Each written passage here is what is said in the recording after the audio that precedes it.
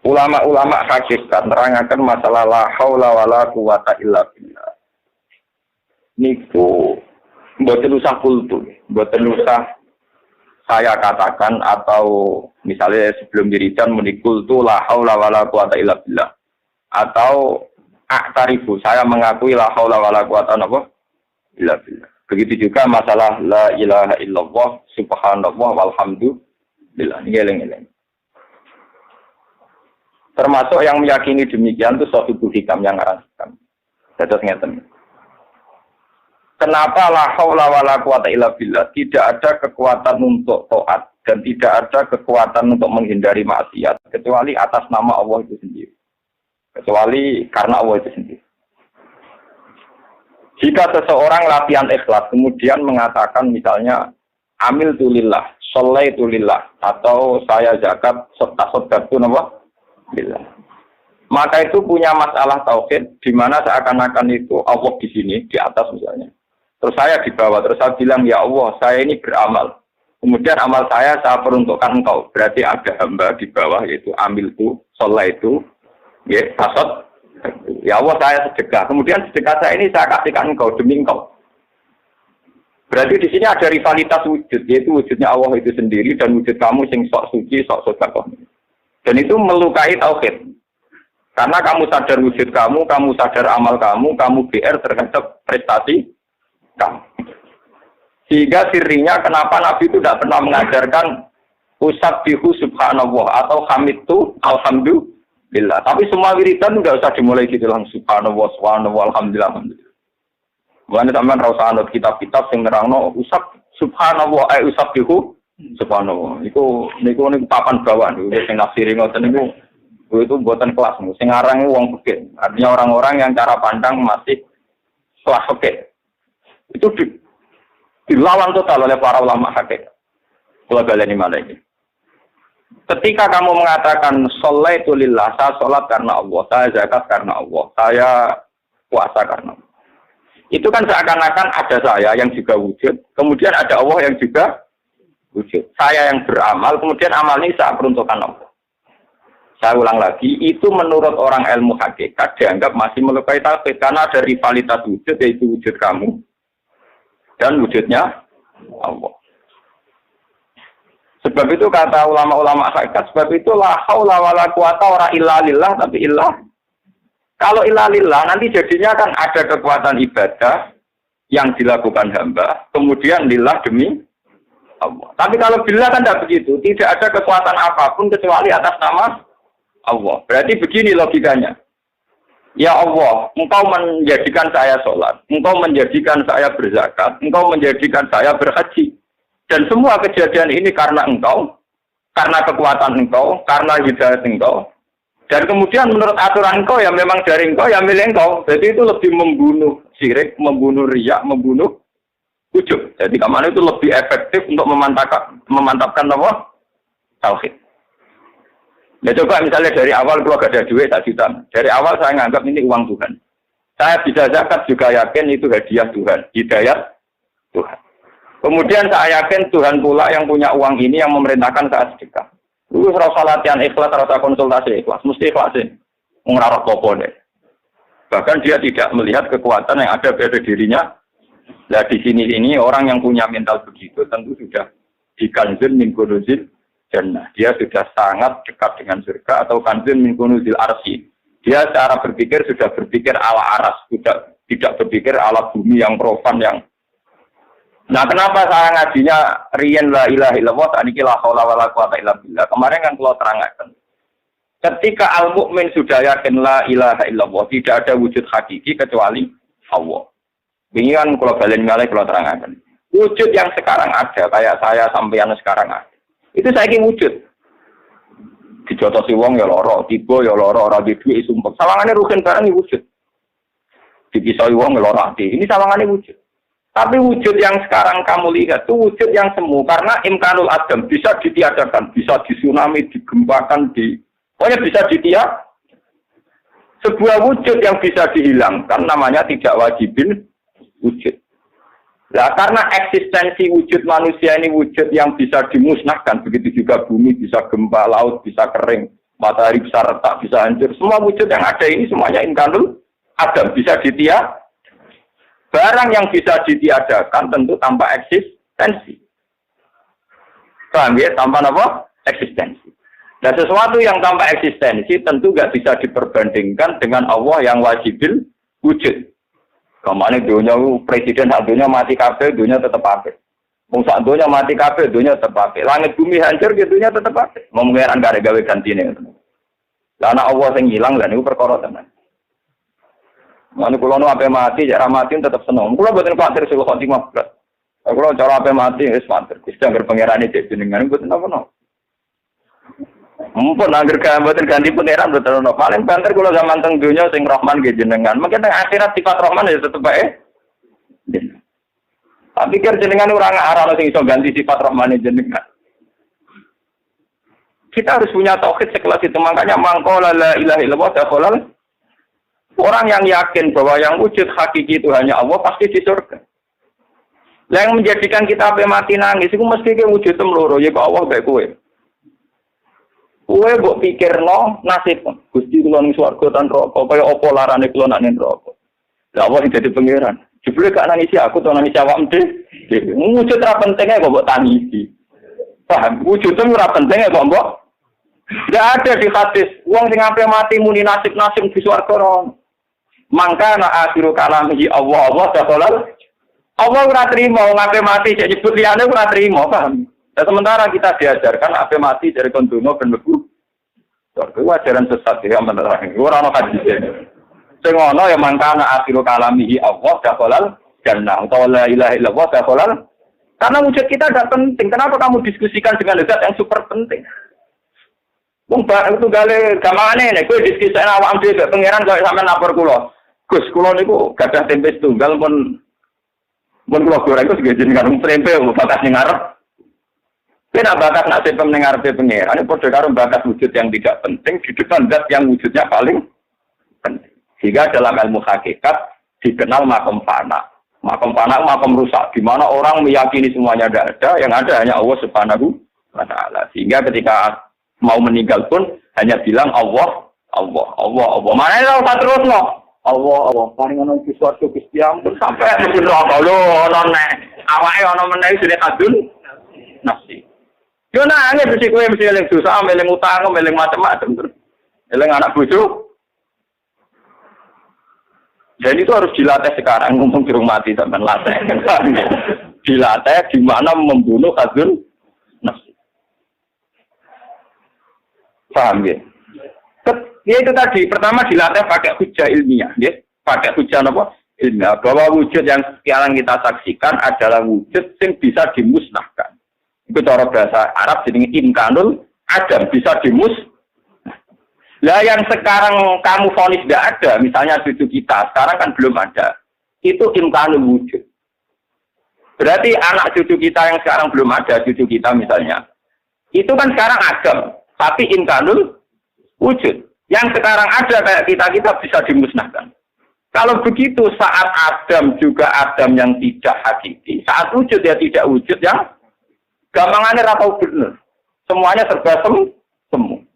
Tentu barang yang semu eksistensinya tidak bisa diperbandingkan dengan zat yang wajibil wujud.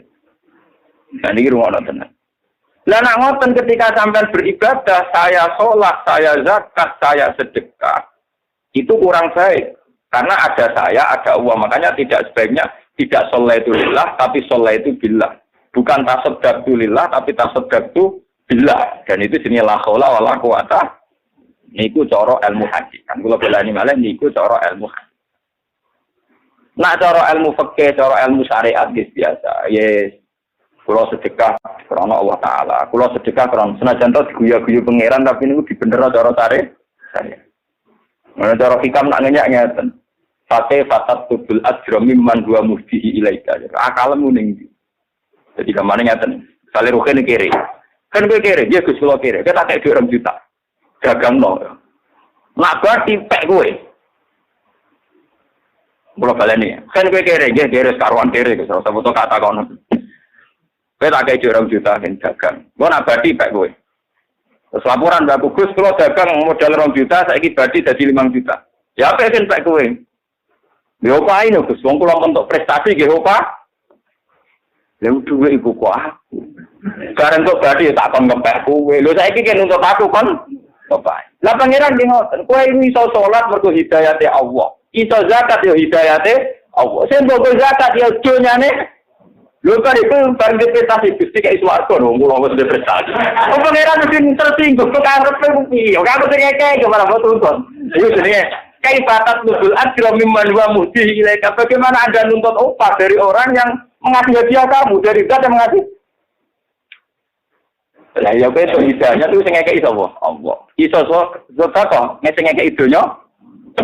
Bareng di prestasi Allah saiki mbok tuntut. Ya iku kon nglebokno makhluk tuwe kon ning swarga. Nah, kejanggalan syariat ini yang coba dibunuh, diminimalisir, dihilangkan oleh la haula wala quwata illa billah. Mulane wong nek esuk makom hakikat, gak ora gelem medun meneh ning makom syariat. Mergo ngerti klirune saya. Paham, tapi tetep salat kok. Ora urusan salat gitu. Tetep salat tapi orang-orang muni salat lillah tapi muga pangkat. Kula salat billah. Paham nggih? Ora tetep salat ya maksudnya, nek kowe iso zakat ya tetep zakat. Lho iki tenan, lho makom hakikat itu pancen enak tenan. Ora ngarah gelem medun, wong sing nikmati ilmu hakikat ora ngarah gelem medun. Mergo padha karo wis ning swarga. Mulane kanjeng min kunuzil. Ngatus kula nu dadi kiai ra tau lara ati. Sering kok kula konsultasi lho. Gus dengan dadi kiai kok ayem. Padahal tiyang kan ono sing gedhe. Nek tak takoki nek. Iya ya, ono sing gedhe aku ra cocok ya ono iki. Lah jeneng tak susah cangkemmu. Aku ngaji ku khatam ra kok kowe ta. Aku dadi kiai krana perintah Allah, krana hidayah Allah, dadi urusanku ambek Allah ora ambek manusa. Lah nek kowe cek urusan ambek manusa digedhingi wong susah, urusan ambek manusa apa ono kiai ambek manusa sebenarnya swarga neraka ya manusa. Anak ngono ya pancen enak. Lah pancen kudu enak cangkemmu. Ya bener tak omongke ya. Pancen kudu enak.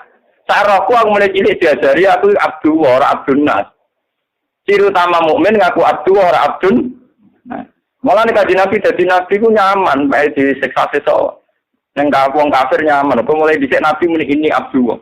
Jadi wong sing muka sapa tenan ketika roh cerita Quran, Nabi Isa, Nabi Adam muni ini abdu wa atani alkitab. Bener-bener abdu tenan. Orang susah dituduh orang macam-macam. Padahal Nabi Isa dituduh anak jadah. Anak sih. Tapi ketika dia sudah yakin ini abdu saya ini hambanya Allah, saya tahu betul bahwa saya ada anak zina. Saya peduli untuk omongannya uang. Ini abdu. Tapi ini abdu kan nggak tahu paham. Sebab itu gelar tertinggi di Quran itu abdu. Subhanalladzi asra bi abdi. Bahwa Muhammad benar-benar hamba Allah. Artinya Muhammad nggak bisa didikte oleh sekelilingnya, didikte oleh makhluk, didikte oleh kepentingan, didikte oleh hazun nafsi. Mereka benar-benar kanjeng Nabi abdihi kaulane. Karena gue didikte watang lesunis kewangilan geluntangan masa. Didikte radio dua ini kok hayat bentuk dindi. Gua bang dikte sampean kenapa? Mereka apa ya buat pangeran no. Lalu disebut di Quran aro'e tamanit tasoda ilahadu. Orang yang menjadikan seleranya sebagai Tuhan. Dan ini bahaya dalam ilmu hakikat. Untungnya syariat loh, darah ini rapopo, paham? Jadi mulai syariat itu dinikmati ngomong tengok sampean-sampean gitu, paham gitu. Jadi pakai salah, syariat pakai apa? Salah. Kemprol, lagi aturan jadi gak sering kemprol. Ya orang kompromi ya, Gusti kula pun salat, kula pun donga, sekarang gak rezeki lha kok iso donga kersane Allah. Iso sholat kertane. Lho sing kaya dia ora kok tuntut iku kelainan apa mboten iki takon. Lho kelainan apa mboten takon ya. Normal apa mboten? Lho kok wani. Kalau ada dari hikam, kaifatat lubul ajra mimman huwa muhdi ilaika. Bagaimana Anda menuntut upah dari orang yang memberi hadiah kamu? Wah iso zakat, mergo diparingi sehat, iso mergawe, diparingi donya pangeran, diparingi hidayah sehingga orang medhit gelem zakat. Iku ora kabeh kersane Allah. Bareng Allah ngersakno mbok tun. Gusti berhubung kula mun zakat sakniki kasih bonus. Piye kere ra modal, bareng dimodali malah ngelama. Lah mulane hakikate hakikat wong nek ape mati kon muni Allah. Ora usah mbok terus malah keliru. Ada mbok terus kok ben swarga malah keliru. Mbok terus kok putih neraka ya malah Mulane nek hadis ning akhirul kalam iku kudu mau Allah tok. Mboten enten luwes kono. Lah niku sirine ngoten. Maksudnya kula nerangno sirine. Benar-benar ora janggal kok Allah tok dan kok ora bakas nasibku. Keberatan. Awake ra dibakas itu keberatan. Lah piye karepe yo bakas. Lah yang wujude ora penting kok coba. Gak terima, dia nanti bakas ini apa? Ini tenang nonton hadis sih, malah ini hadis-hadis yang mlebu swarga niku wong sing akhirul kalami Allah. Yo tok ngono tok lho ya, ora ono liyane lho nggih. Ora kok diterusno. Sampeyan wani kira-kira ape mati ora terbit swarga wani kan. Kawani, awak syariat kawani.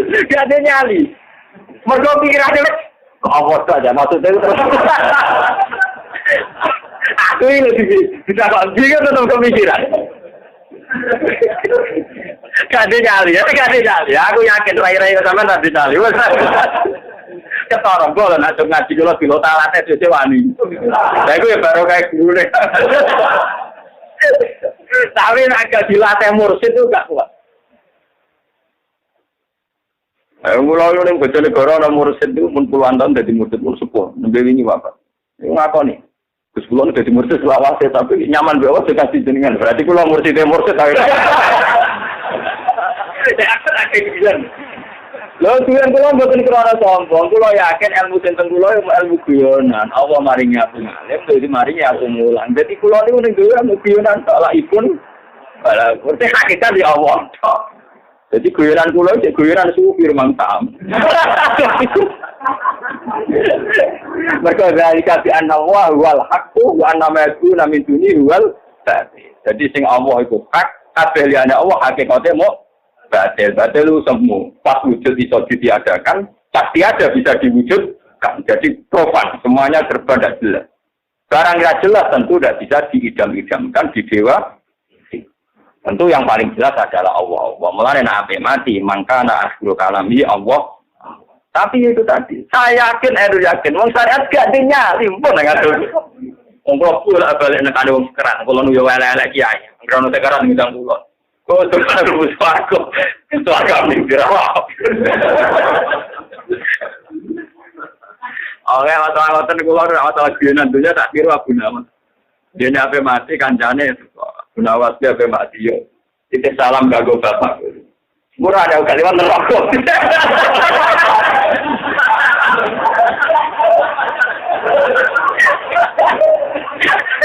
Kancane bisa. Teraga sakit. Ape mati sing berkatur. Dia mau dengar hukumi kancane bapak ini neraka. Murah ada kalimat neraka. Pergaulan berawat di bakso, berdarah sekarang mesti diri salah.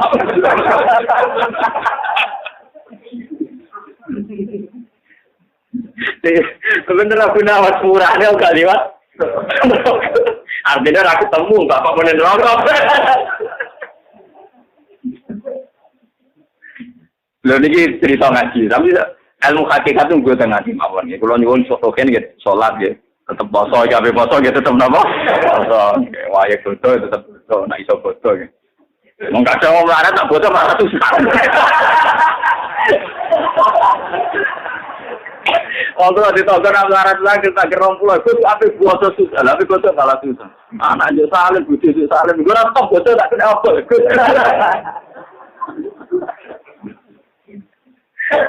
Soalnya kalau termasuk kiai sing rasa seneng dituani betul-betul, ngel wong melarat. Kalau aku mau kiai sing paling rasa seneng dihormati.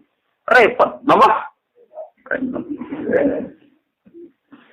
Mana susah dihormati wong susah. Mari hijab. Kalau nek anggap urip wis wong uripe ora penting kok. Dadak barang-barang dadi napa? Lah anggap diundang pengajian mboten ate kurang. Lah anggap tangga-tangga ngundang ya ada. Padahal nggih dipaksa, kadang desa kukul terus nasihati ra pernah mandi tak omongi ya ora kula ya ra salam. Wes sampean seneng aku wis ibadah wes nasihatku iku wis gampang. Engko senengane kok repot. Bang kalau baleni malih. Ben sampean roh sirine. Kenapa la haula wala quwata illa billah begitu dipuji oleh Rasulullah sebagai kanjeng min kunuzil jannah. disebut ghirasul jannah, tanaman suar. Itu sirinya ngoten, memang ada peluluan, ada penafian, ada bentuk penghancuran pada diri-diri yang tidak penting, yang profan, yang tidak ada wujudnya, tidak punya tentu dengan la haula orang akan kembali ke eksistensi yang semestinya. Itu zalika bi anna huwal hak, yang hak nyata wujud itu hanya Allah Subhanahu wa ta'ala. Allah ora usah mbok warai bakas warga neraka. Itu ora penting. Sehingga sing ana hadis mangqala la ilaha illallah dakhalal jannah. Ora ana hadis man daa sapa sing donga kepengin mlebu swarga dakhalal. Malah kira-kira hadis sapa sing donga-donga njaluk mlebu swarga. Monggo pangeran ngongkon kon gawe swarga dhewe malah kira-kira. Kira-kira malah ngono. Kira-kira padha-padha ana hadis malah ngono. Kok arep-arep dhewe kok ngel-ngelo pengen. Ini pentingnya, makanya ketika ulama-ulama kenapa semua wali songo sampai semua wali tidak ada ajaran saya membaca tasbih, saya membaca alhamdulillah langsung subhanallah walhamdulillah wala ilaha illallah wallahu akbar wala haula wala quwata illa. Jadi kita tidak membahas diri kita, ya, tidak mengutarakan tentang diri kita. Ini penting kalau aturakan karena sekarang itu ilmu-ilmu ngeten pun mergo sing kuat sare. Misalnya sing kuat syariat, wong Islam kudu sugih. Mak sugih iso ngamal. Nang ngamal wong Islam dadi gagah. Ngalahno wong kafir. Berarti iso wong kafir donya nek atine ati syariat sing kuat wae ora iso menang. Mergo gampang. Wong Islam kudu sugih. Nek wis sugih gelem zakat. Wong sing mentale kepengin sugih iku mesti dhisik sak miliar yang ngrasa ora sugih. Ora ana wong seneng sugih sing anggap dhisik sak miliar wis sugih. Jadi akhirnya 4 miliar rong pati lomo dene mergo nyongkorong juga nak ngerasa suka nak wis rong miliar. Barang miliar yo ngerasa suka kepengine juga ra telung. Artinya nak atine urung ati dididik, tetep dadine ngono iku. Pokoke dididik mubalek malah ruwet. Nek kula niku bolak-balik. Santri kula niku kata sing dadi mubalek jan ngajine mbek kula. Niku nate diundang ke kawasan kula, bae kula ora tau teko lae tetep wabil khusus Gus niku guru kula, tapi kula yakin boten dugi. Nah, dene yang ngomong nang podium, kula yakin boten dugi, mergi gambake sering ngomong bae kula pengajian ngene boten dugi. Dene ngomong ya jujur. Tapi niku sebuti mawon guru kula. Bareng sowan kula tak piso. Maksudnya sebuti mawon biasa, amat tak terang Mas. Pengajian ku apik Mas Pak. Jadi pas ngaji maca selawat nasihat wong ku apik. Lah kok Mas Pak sedurunge iku dor-dor kuwi ditarekno dhuwit 5.000 10.000. Lha iku wis disamokno kuwe iku. Lah nek prosese iku ngene iku kira-kira darane apik kabeh. Iso wae sing nyumbang 5.000 jatah blonjo anake, sing 10.000 jatah susu anak. Sing rondo-rondo iku jatah blonjo sesuk tuku lombok. Kowe wani yakin nek pengajian apik total. Apik total nek sing undang wong sugih, blegedhu malah apik. Kesane kiai ini sombong nek diundang wong sugih teko melarat-larat teko, tapi malah apik wong sugih nyangoni kiai 1 juta dhewe parkir. Wong melarat nyangoni 50.000 dhuwit jatah susu bayi. Tapi kan resiko ngenalno ilmu ngene kan resiko. Darane gede ngomong. Tak jane pengajian mesti sunat nek sing undang wong sugih pribadi. Mergo nyangoni 1 juta mau di parkir. Misale wong duwe Alfa Berder di atas 2 triliunan, yang mana 2 juta duit parkirnya kira-kira wali menegone liur lah. Wong melarat sewenang kiai dia mana ki panjangan lebih saya ketahui dia pitik loro tak 11 tak 11 kenyangan itu. Ngeri nama Ustaz. Lho nek mboten guyon iki tenan lho. Lah nek ngono sunat ning ndi? Wis tekoni juga apa melarat? Kira-kira menenge. Wani nang iku pasti datang. Ya, manjen tak apa niku manjen jenengan wis ngalim tenan iso apa-apa pikir. Lah tak ngakoni tak bulet-bulet ae. Mboten kula mau ngelingno bahwa sesuatu yang baik tentu kalau bisa dari proses yang baik. Kalau dari proses yang kurang baik paling enggak kita ngakui lah iki apike iku separo, paham ya? Di separo iki diistighfar. Mulane dari Rabbi Adewe wastighfaruna yahtadi ilal istighfar. Kowe nak istighfar wae cek butuh istighfar. Lah kok mboten butuh istighfar yen kali ruhin. Astagfirullahaladzim, Gusti, kula sepuro dosa kula kathah, teng donya kula maksiat kula kathah. Jarene pangeran. Maksudnya nek tak sepuro terus kepen mlebu swarga. Wong kowe sing mestine nek kowe adil tenan, Gusti dosa kula sepura, mergo kula nate salah. Nak ampun kula mau njenengan sepura nol Gusti, kula pun nate boten gadah dosa. Nah ngono dhek apik, mergo sangka salah sing wujud, misale kita bodoni wong, tau selingkuh kan salah wis wujud. Mestine jaluke kan netral dadi nol to, kon ngapus to. Tapi karena istighfar mesti nakal.